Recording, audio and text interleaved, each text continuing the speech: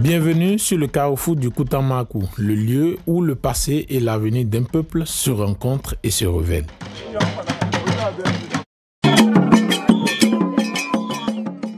Mesdames, messieurs, auditeurs du Carrefour du Koutamakou, bonjour. C'est avec beaucoup d'enthousiasme que je vous retrouve à nouveau. En effet, je vous engage aujourd'hui dans une série spéciale d'épisodes autour d'un vaste sujet sur notre communauté, l'identité Tamari. Et oui, autant le sujet est immense, autant l'invité qui va le décortiquer avec nous l'est. L'immensité de son profil témoigne de sa légitimité pour décortiquer un tel sujet qui a d'ailleurs fait objet de ses travaux de recherche de mémoire de maîtrise en 1984.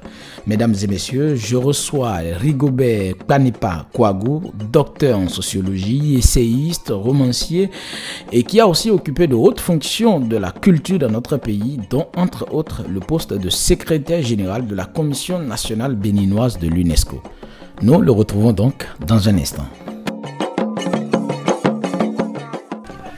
Rigobert Kpanipa Kouagou, bonjour. Bonjour. Merci de me recevoir ici, dans votre domicile. Nous sommes à Perma. À Perma, oui. Où vous passez votre retraite. Oui. Et ça se passe bien? Oui, ça va. Oui. Ça va. D'accord. Alors aujourd'hui, nous allons échanger sur vos travaux de recherche de maîtrise qui ont porté sur l'identité Tamari, je crois en 1984. Exactement. À l'époque, qu'est-ce qui vous a motivé, vous, à prendre un tel sujet comme objet de recherche? C'est tout à fait juste de poser la question dans la mesure où je suis au Tamari moi-même et je parle de l'identité Tamari. Je voudrais dire j'ai été entraîné dans cette aventure par mes lectures, à commencer par l'anthropologue français Paul Mercier, qui a travaillé sur Koutamakou et qui a publié un ouvrage de plus de 500 pages en 1968. C'était deuxième ou troisième édition. Hein. Bon, il a fait le travail bien avant. Bien avant. Voilà. Bon. Et le titre de son ouvrage, c'est Tradition, changement, histoire. Les Somba de Dahomey septentrional. Donc, j'ai lu cet ouvrage-là. J'ai applaudi à beaucoup de niveaux. Je me suis dit, c'est un africaniste. Il s'est efforcé de parler d'un peuple de la manière la plus, j'allais dire, directe qu'il soit. Bon, maintenant que ce peuple lui-même a aujourd'hui la possibilité, les moyens de parler de lui-même à soi-même et aux autres, pourquoi ne pas le faire? Je n'ai pas relégué les travaux de Paul Mercier à l'arrière-plan. Au contraire. Parce que dans mon mémoire de maîtrise, je l'ai cité abondamment. Oui, il y a ça. Ensuite, il y a quelqu'un qui est resté beaucoup, mais un administrateur du nom de Albert Marie Maurice, qui a publié lui aussi, qui a écrit sur Batamara. Le titre de son ouvrage c'est Ochao, Osori, Otamari. N'est-ce pas? Bon. C'est aussi une référence. Bon, lui, entre lui et Paul Mercier, la différence est que lui, il n'a pas perçu que Ochao et Otamari, et celui qu'il appelle Otamari là, était un. Puisque Ochao et Otamari, Otemo et Otamari. Bon, je le lui pardonne. De cette manière, lui, il est resté à Goucharo comme administrateur. Bon, il y a aussi beaucoup d'autres écrivains, beaucoup d'autres africanistes qui ont écrit sur nous. Et il y a eu un missionnaire, le père Joseph Vichet, le fondateur de la paroisse de Nantengou, l'église de Nantengou est devenue maintenant en cathédrale. Oui. Il est arrivé à Nantengou dans les années 41-42. Et avant de partir, il avait déjà sorti 3 fascicules. Le fascicule qui m'a intéressé, sur les 3, c'était Tena, jeune fille de la brousse dahoméenne. Et là-dedans, il a peint les activités de l'univers Tamari, les manifestations, j'allais dire, populaires, les rites funéraires, les rites de passage qui réglementent et règlent le cycle des classes d'âge. Il a parlé de tout ça là, sans oublier de parler de Otamari avec ses voisins. Ces lectures-là ont attiré mon attention sur le fait qu'il serait intéressant de marquer ma reconnaissance à l'endroit de ces auteurs-là, au nom de Otamari. Oui. Parce qu'au fond, ils ont aidé à mettre le peuple Tamari en relief. Sans eux, on n'aurait existé qu'à travers les documents de recensement administratif colonial. Mais eux se sont démarqués légèrement de l'administration et ton intérêt n'était que savoir de quel côté prendre ce peuple difficile à contenir là, n'est-ce pas, pouvoir, j'allais dire, le domestiquer, réduire ses capacités de résistance et enfin pouvoir l'exploiter. Même si les autres de manière inconsciente, en parlant de nous, ont permis à l'administration de trouver dedans des éléments de réponse à ces préoccupations. Peut-être des failles. Bon, mais bon, scientifiquement, ils ne destinaient pas ça à l'administration. Donc, alors je me suis dit, je vais m'y mettre. Dans le domaine de la sociologie et de l'anthropologie, sauf erreur de ma part, je suis le premier Otamari étudiant à avoir abordé un thème concernant ma communauté de base. Oui. Et je me suis dit que c'était une responsabilité historique. Et à ce titre, je m'exposais à toutes les critiques possibles. Mais il faut accepter, puisque en matière de science, si vous n'acceptez pas la critique, c'est que vous êtes un scientifique statique. Donc je me suis jeté à l'eau. Et je vous assure que le premier professeur auquel je me suis adressé à l'université d'Abomey-Calavi d'alors pour être mon maître de mémoire m'a dit qu'il ne trouvait aucun intérêt à m'accompagner. J'ai compris par la suite que pour lui, c'était un thème complexe. Et il se posait la question de savoir si je m'en sortirais. Et il ne voulait pas lier son nom à un travail qui aurait été bâclé. Oui. Par contre, un autre m'a ouvert les bras. Il dit, bon, mais viens, nous allons nous mettre ensemble. Nous allons chercher ensemble. Et c'est comme ça que je me suis jeté à l'eau.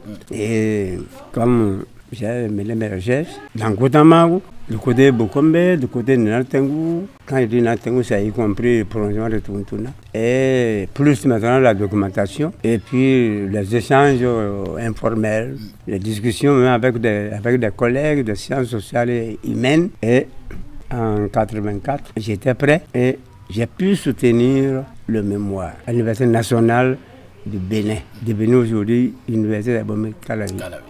D'accord. Avant d'aborder sans doute l'une des questions les plus cruciales de notre entretien, j'ai envie que vous nous expliquiez pourquoi Tamari.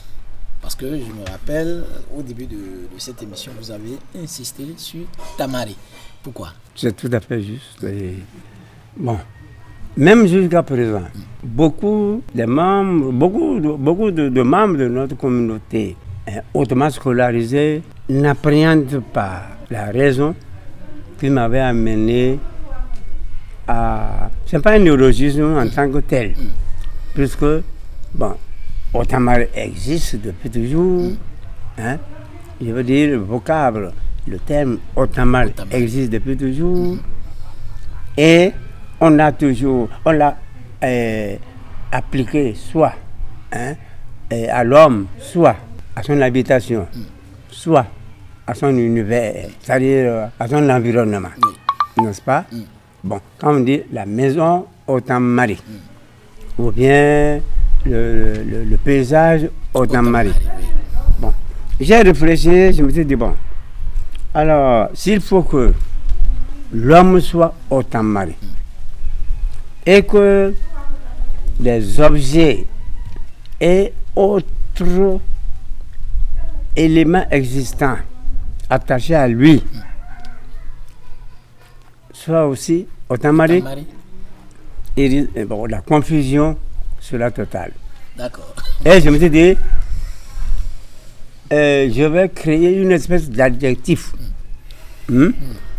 en soustrayant à Otamari le O qui est un morphème de classe.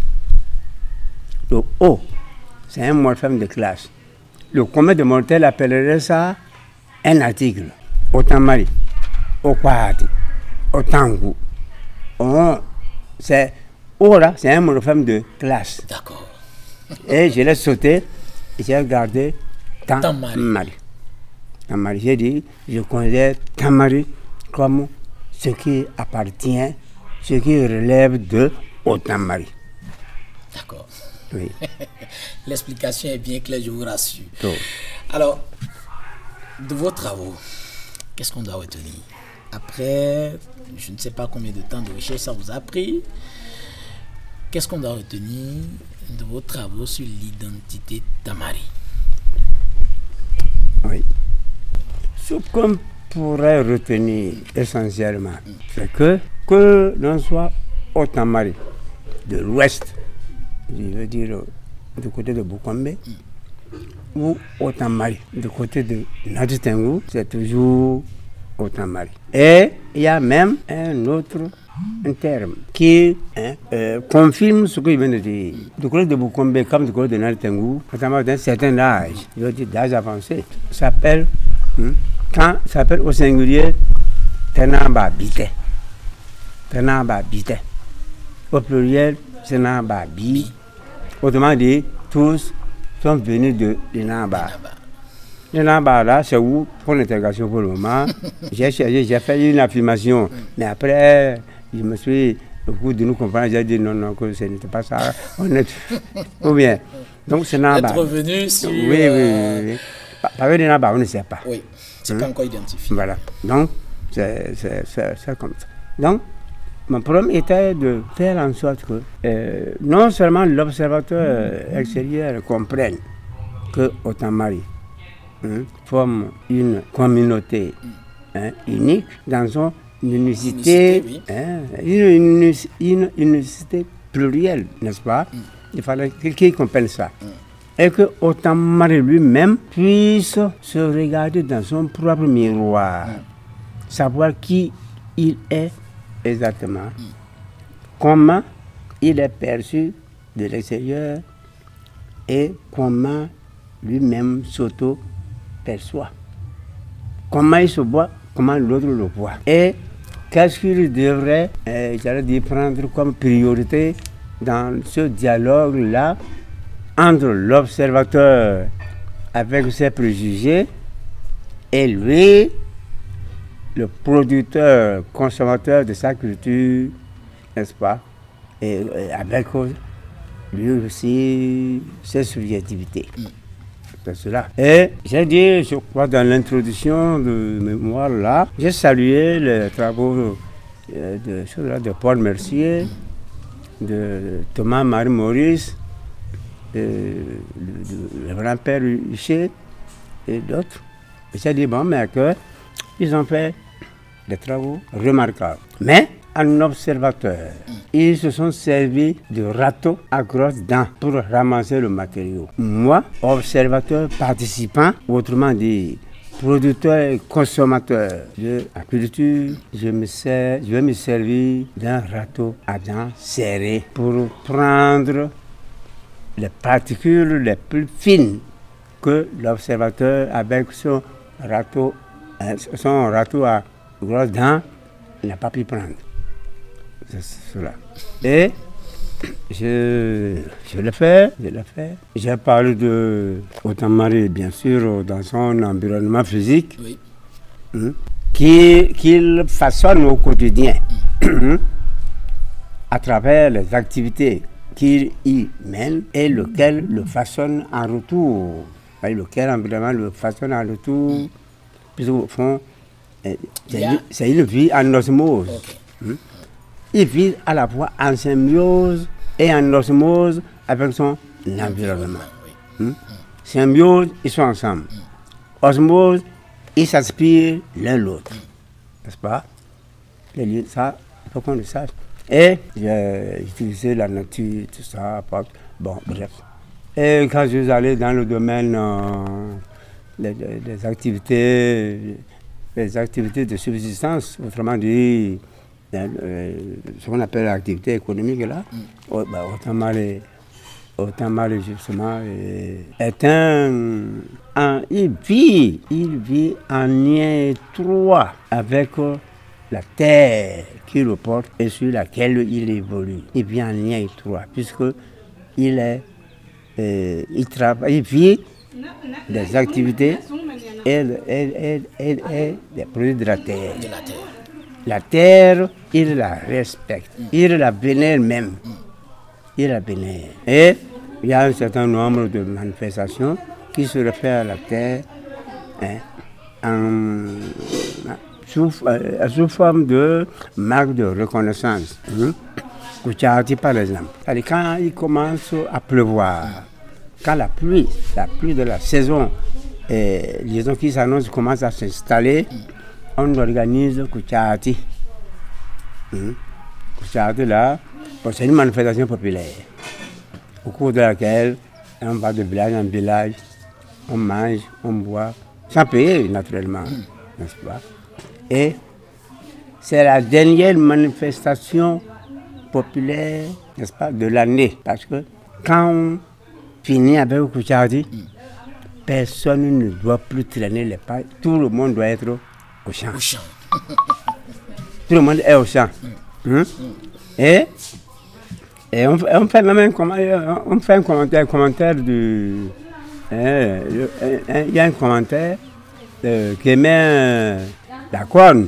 La corne étant un instrument avant. C'est un aérophone, la corne. Quand il souffle là, les jeunes filles dansent. Et on dit que dans le message de cette corne-là, elle dit « Dansez bien, mais n'oubliez pas que demain, il y a la culture du fonio qui commence. N'oubliez pas qu'il est temps d'aller semer le fonio à la bolée. » Autrement dit, c'est votre dernière réjouissance pendant 6 mois. Puisque la saison pluvieuse dure 6 mois. Oui. Voilà, donc vous êtes là. Si même quelqu'un venait à mourir pendant la saison de la pluie, là, compte tenu des travaux, de l'intensité des travaux champêtres, bon, surtout si la personne est âgée, si ses parents veulent, très bien, on peut organiser le rite d'ancestralisation, autrement dit, Tibenti, le rite d'ancestralisation. Mais ça, c'est 2 journées, pas plus. Sinon, ce qui généralement est attendu, oui, c'est de reporter pour qu'au lendemain, c'est-à-dire quand on aura fini avec les travaux champêtres là, et qu'on aura engagé la période de récolte, vous pouvez organiser la manifestation. Tout le monde est libre, tout le monde peut être là. Alors, Rigobert Panipa Kouagou, nous nous arrêtons ici pour cette première partie de notre entretien, sous votre permission, bien sûr. Alors, mesdames et messieurs, vous venez donc d'écouter le tout premier épisode de notre entretien avec Rigobert Panipa Kouagou sur l'identité Tamari. Je rappelle que c'est une série d'épisodes et par conséquent, nous allons nous retrouver très vite pour la deuxième partie. Merci de votre écoute. N'hésitez surtout pas à partager avec vos connaissances et à très bientôt.